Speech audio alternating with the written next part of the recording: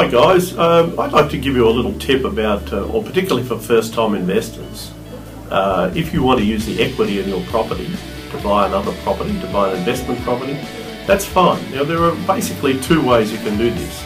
The first one is you can secure both properties together. Now what that means is that if ever you want to sell one property and not the other, you'll have to refinance the one you want to keep.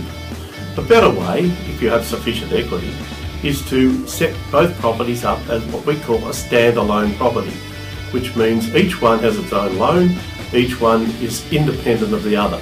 And there, if you wish to, you can just sell one off and keep the other one. Now let me tell you about a recent one that I did for two brothers who had two properties in an outer suburb of Melbourne called Doveton.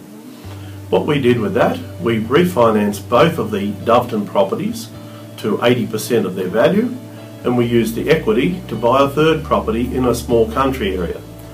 Now, with the third property, which will be their principal place of residence, I also left that with the maximum amount of equity because they're thinking of buying a fourth property at some stage in the near future, and we'll be able to refinance the country property to draw on some of the equity there to buy a fourth property. The main advantage of doing it this way is that each property can be used or lived in or disposed of without affecting the financial status of the others. I hope this has been helpful for you, and just remember, I'm only as far away as the phone. The contact details are there, and you can call me anytime you wish if you want to discuss any further issues for an investment strategy.